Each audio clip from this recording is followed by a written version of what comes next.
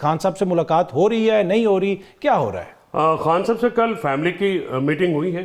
Lawyers को नहीं मिलने दिया गया। कल मैं, सलमान राजा साहब, अली जफ़र साहब, नईम और हमारे दो और लड़के हैं खालिद और मुबशर, वो गए थे।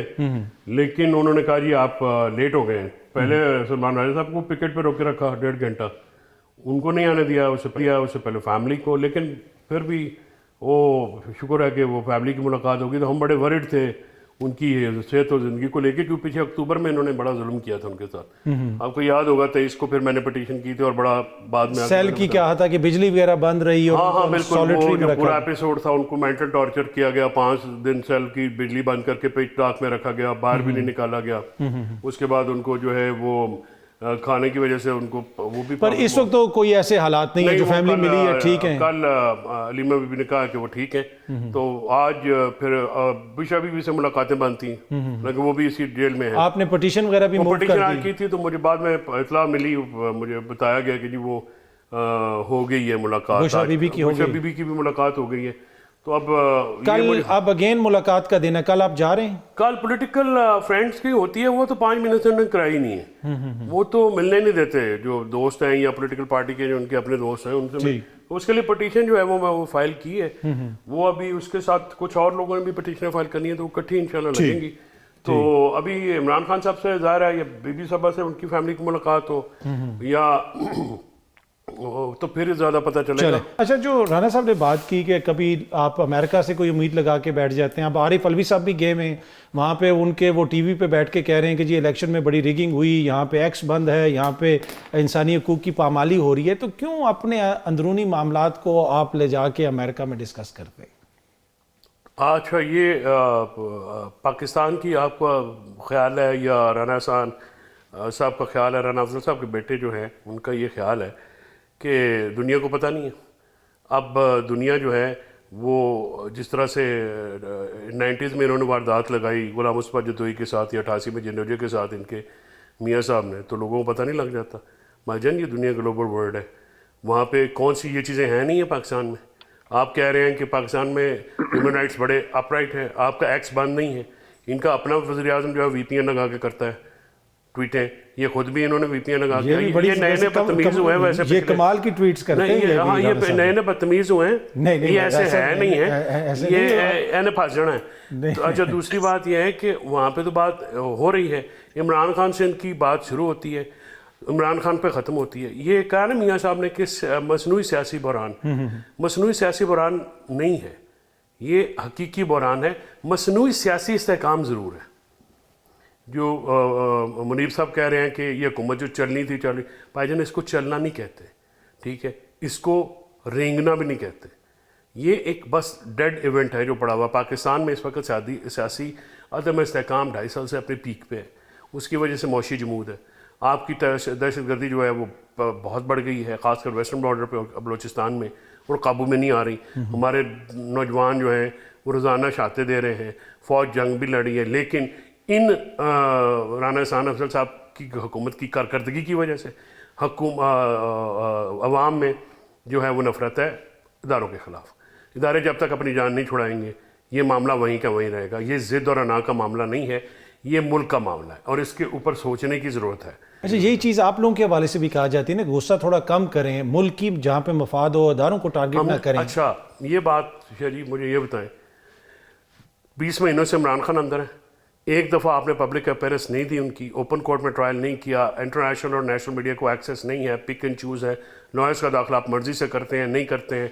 उसके बाद लड़ाई बढ़ाई करके आधा तो हमारा यही काम निकल जाता है कि फ़लाँ वकील बाहर है, फाइलें बाहर है, उनको अंदर लेके आएँ या फ़लाँ को इस तरह से करें।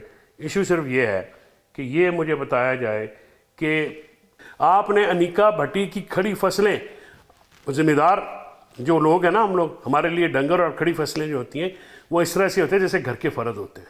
आपने उनको आग लगाई, उनके घर तोड़े। अहमद चट्टा का घर लाहौर वाला भी तोड़ा। हामिद नासिर चट्टा एक ऑनरेबल आदमी है, अहमदानगर में उनके घर पे चढ़ गए, उनकी फैमिलीज अंदर सोई हुई थी, ठीक है। आपने उसके ऊपर, ये 8 फरवरी 2025 के बाद की बात कर रहा हूँ मैं, ठीक है। उसके बाद हाजी इम्तियाज़ के आपने डंगर उठाए, उसकी अपना किया। लखवी साहब जो हमारे कसूर वाले हैं, मियाँ गौस मोहम्मद के साथ आपने क्या किया।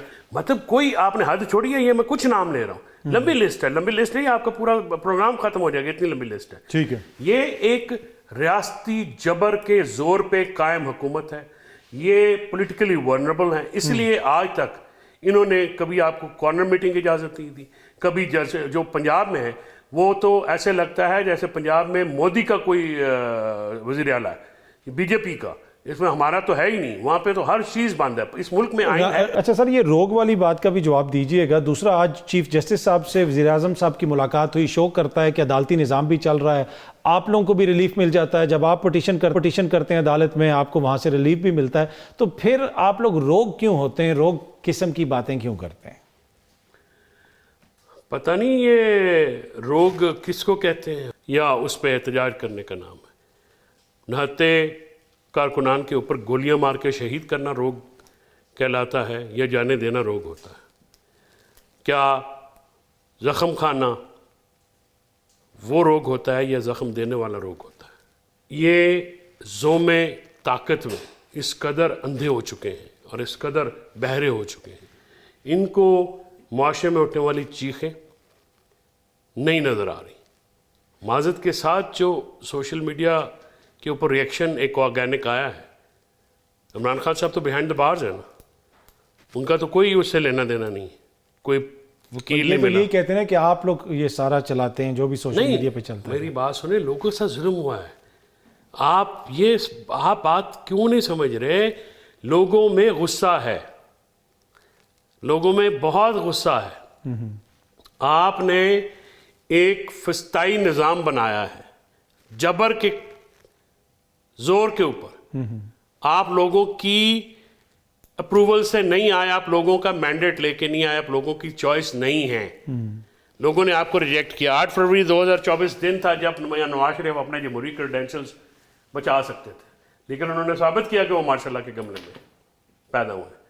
उन्होंने एक जो सबसे मेजॉरिटी जमात है उसका मैंडेट तस्लीम नहीं किया। अगर 8 फरवरी 2024 को राना सनाउल्लाह आसाद रफ़ीक की तरह अगर नवाज शरीफ जो है, मैं समझता हूँ सियासी का दिन दोनों लीडरान का नवाज शरीफ से बड़ा है, क्योंकि इन दोनों ने कैरेक्टर का मुजाहरा किया और अपनी हारी हुई सीटें नहीं ली।